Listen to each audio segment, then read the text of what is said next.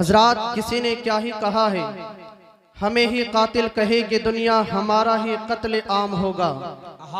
हमें ही कातिल कहेगी दुनिया, हमारा ही कत्ल आम होगा। हम ही खोदते फिरेंगे कुएं और हम ही पर पानी हराम होगा। हजरात, जिसने ये कहा उसने सही कहा है कि हमारा ही खून बहेगा, हमारा ही कत्ल होगा, हम ही पर जुल्म होगा। लेकिन दुनिया वाले हम ही को कातिल कहेंगे, हम ही को जालिम कहेंगे। आज आप देखिए, जरा दुनिया का मुशाहिदा कीजिए, इस्लाम के दुश्मनों को देखिए, मुसलमान के दुश्मनों को देखिए। आप सुनेंगे कोई कह रहा है कि मुसलमान आतंकवाद है, कोई कह रहा है मुसलमान दहशतगर्द है, कोई कह रहा है कुरान दहशतगर्द की तालीम देता है, कोई कहता है मदारिस में दहशतगर्दी सिखाया जाता है, कोई कहता है मुसलमान जिहादी होता है। मैं आपको पूरी दलील के साथ बताऊंगा कि दुनिया का सबसे बड़ा जालिम कौन है और मजलूम कौन है, दुनिया का सबसे बड़ा कातिल कौन है और मकतूल कौन है, दुनिया का सबसे बड़ा आतंकवाद कौन है और अमन पसंद कौन है। हजरात मोहतरम, लोग उंगली उठाते हैं और कहते हैं मोहम्मद अरबी सल्लल्लाहु अलैहि वसल्लम के ताल्लुक से कि वो इस्लाम फैलाने के लिए आए तो तलवार की जोर से इस्लाम फैलाए, ताकत की जोर से इस्लाम फैलाए, ताकत के बदौलत इस्लाम फैलाए। हजरात, लेकिन तारीख उठाकर देखिए, मैं आपको बताऊं, तारीख ये बताती है कि हमारे नबी को नबूवत का ऐलान करने का हुक्म 40 साल की उम्र में हुई। 40 साल के बाद हमारे नबी सल्लल्लाहु अलैहि वसल्लम मक्का में 13 साल तक रहे, उसके बाद फिर मदीना गए, वहां 10 साल तक रहे। यानी ऐलान नबूवत के बाद हमारे नबी की जिंदगी 23 साल है। इस 23 साल में देखते हैं कि नबी कितनी जंग लड़े हैं, इस 23 साल में देखते हैं हमारे नबी क्या किए हैं। हजरात मोहतरम, तारीख बताती है कि 23 साल में नबी करीम सल्लल्लाहु अलैहि वसल्लम कुल 75 जंगे लड़े। यानी 23 साल में नबी की जिंदगी में 75 जंगे हुई, जिसमें से 27 जंग में हमारे नबी शरीक हुए।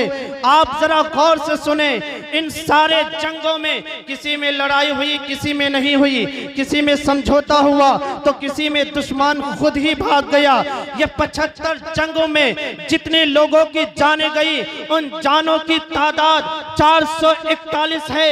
यानी नबी 23 साल में जितने जंगे लड़े, इन जंगों में लोगों की जो जाने गई वो 441 जाने हैं। इन 441 जानों में 148 मुसलमानों की जाने गई और 293 गैर मुसलमानों की जाने गई, जिसमें यहूदी, ईसाई और गैर मुस्लिम है। सोचिए जरा, हमारे नबी ऐलानी नबूवत से लेकर वफात तक 23 जंगे हुई, इसमें सिर्फ 141 लोगों की जाने गई और 141 लोगों की जाने गई तो क्यों गई?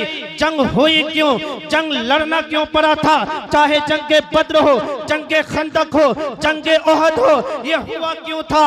हजरात मोहतरम, और जरा देखिए, ये जंग इसलिए हुई जब हमारे नबी पैगाम देना शुरू किए, इस्लाम को फैलाना शुरू किए।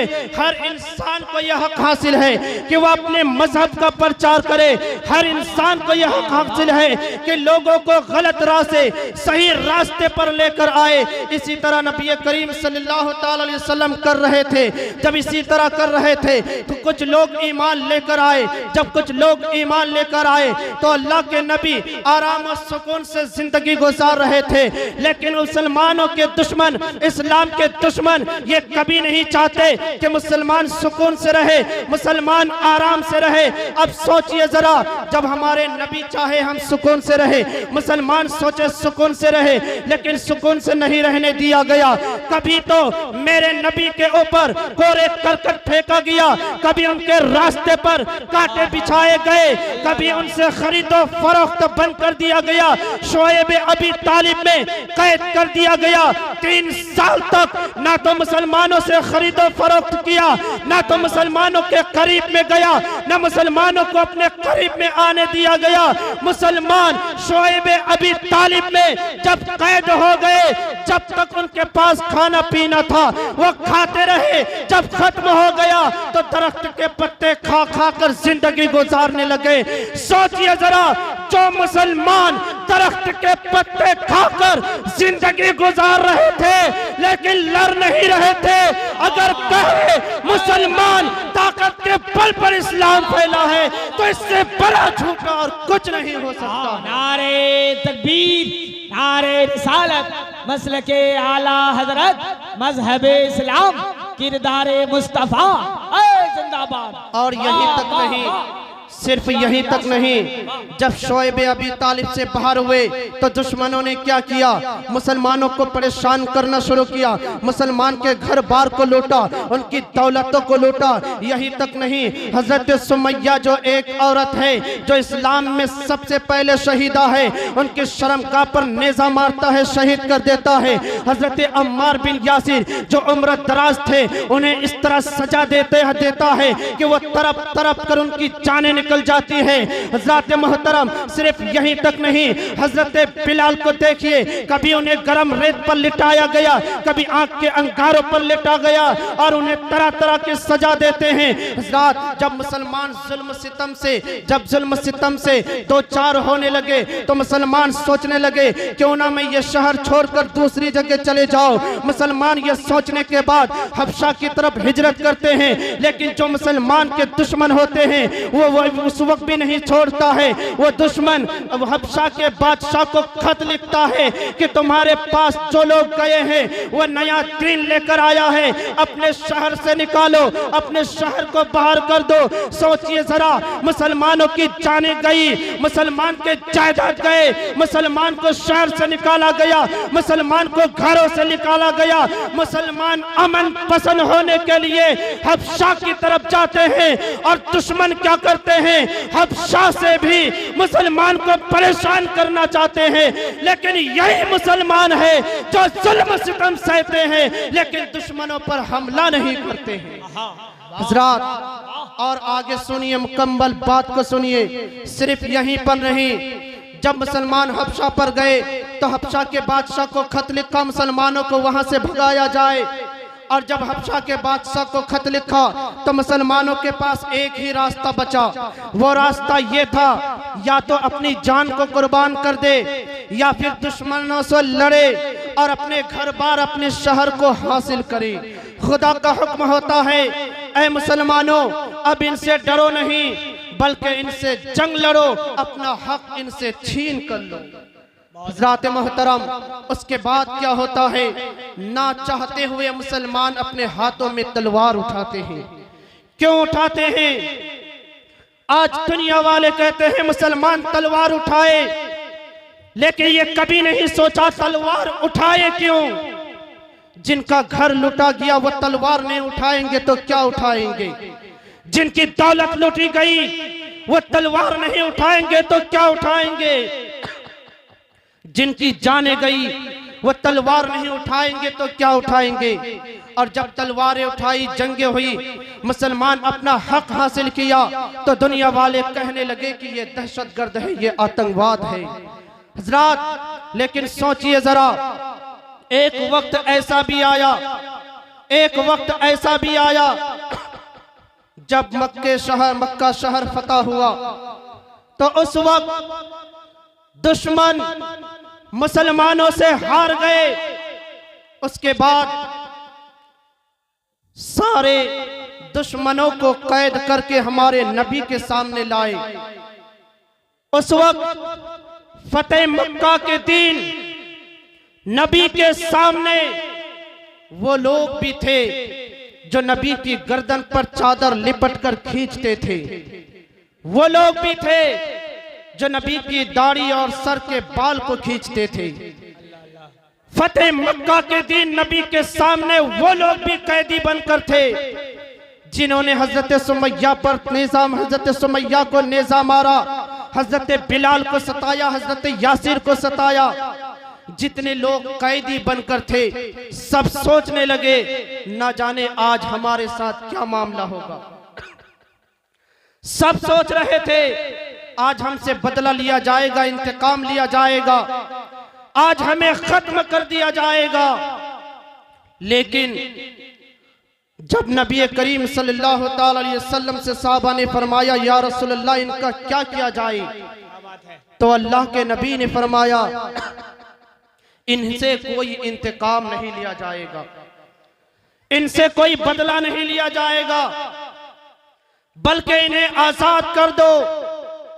अब सोचिए जरा, दुनिया वाले को बताना चाहिए अगर इस्लाम तलवार के बल पर फैलता तो फतेह मक्का के दिन जितने लोग कैदी बनकर आए थे, नबी करीम चाहते तो हर एक को कलमा पढ़वा देते। लेकिन अल्लाह के नबी ने फरमाया तुम आजाद हो, तुमसे बदला नहीं लिया जाएगा। और जिन जिन को आजाद कर दिया, जिनसे बदला नहीं लिया, वो कहने लगे कि वाकई में जिन पर इतना जुल्म हुआ वो हमें आजाद कर रहा है, छोड़ रहा है, तो इसका मतलब ये है कि ये आम इंसान नहीं, इसका मतलब ये है कि ये आम पैगाम लेकर नहीं आया है। वो आजादी के बाद हर इंसान ने कहा जब हमसे बदला नहीं लिए तो हम कहीं और नहीं जाएंगे, हमें कलमा पढ़ाइए, इस्लाम में दाखिल कर लीजिए। वाह, बहुत नारे तकबीर, नारे रिसालत, पैगाम रसूल कॉन्फ्रेंस, नारे तकबीर, नारे रिसालत। हज़रात, इसलिए कहा जाता है कि इस्लाम ताकत के वजह से नहीं बल्कि नबी के किरदार, इस्लाम के किरदार से फैला है।